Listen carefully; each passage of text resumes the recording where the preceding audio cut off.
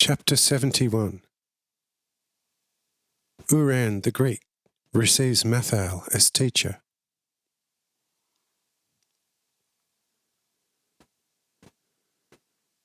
After this act, Uran, that was the name of the Greek, and his daughter was called Helena, was silent and began to gather himself in order to be able to exchange words as a man of some life experience with Mathael, who had been introduced to him and who with a few words already gave people to understand that he was a man of higher wisdom, and to observe at every opportunity the sapienti poca, the wise needs little, in order not to appear as a man lacking in all better knowledge.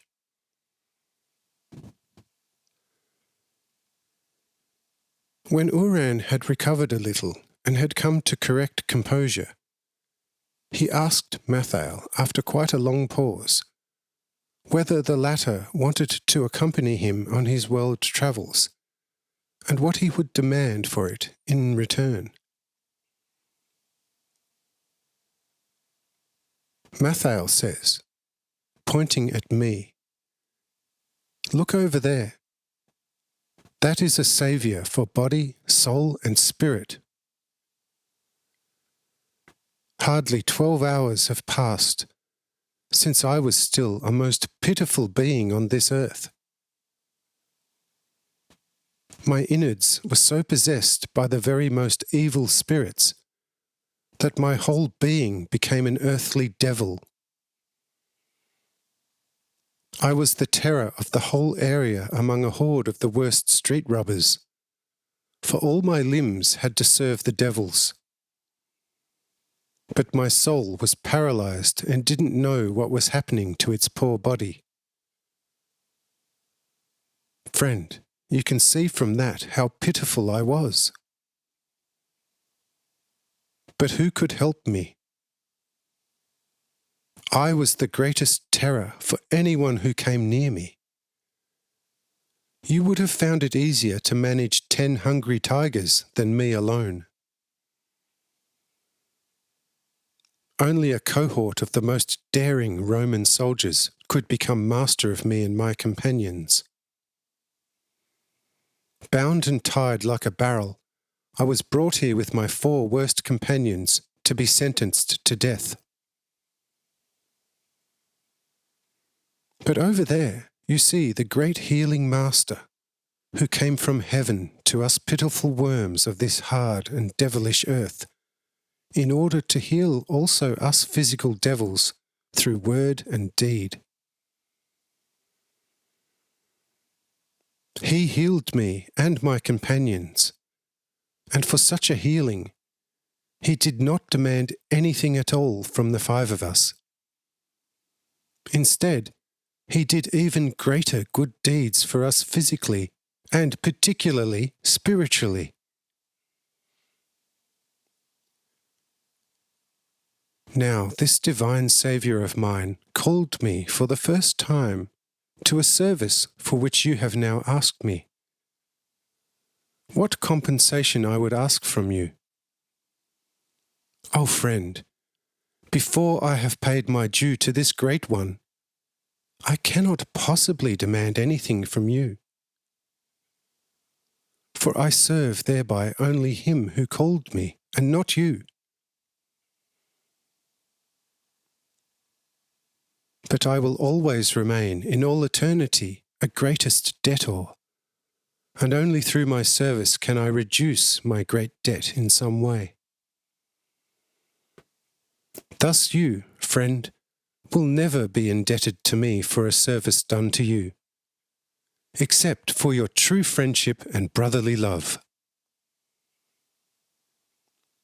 For I have received it for free, and for the same price I will give it to you. Gold, silver, and jewels you will not receive from me. But what I have should be given freely to you as well, as I have received it.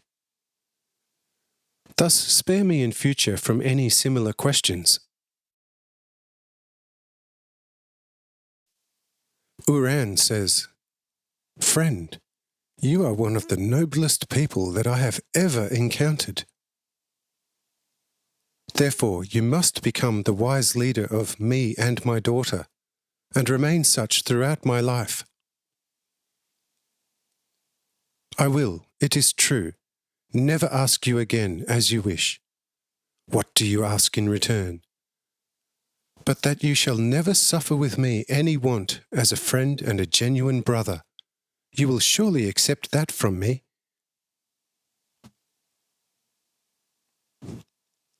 Matthal says, there is still the question whether you will accept something, or everything, or even nothing at all from me. For my gifts, as I have already experienced a little, do not taste as sweet to the senses of your palate as a wine sweetened with pure honey, in the way that the Greeks enjoy it now and then, but instead often bitterer than gall, and the fresh juice of an old aloe. And sweet-loving palates do not often enjoy this. Thus, we want to see first how our mutual talents can be exchanged.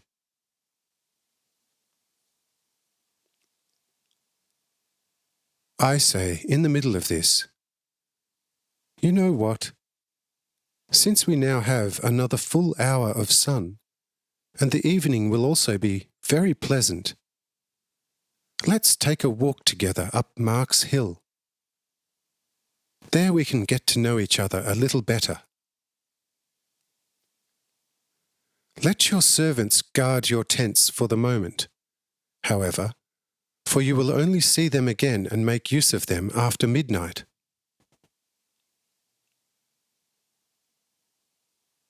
Uran says, there are many and great valuables in them, but I believe that this area is safe. I say, friend, when you were in the greatest danger an hour ago, and you were close to losing your life and everything, who saved you then? At this Uran paused. Only after a while he says, yes, great master. You are right. I am only a little stuck in my old habit, and now I see the full foolishness of my fear. It will not happen for a second time, and I will go right away now without any further hesitation with you wherever you want.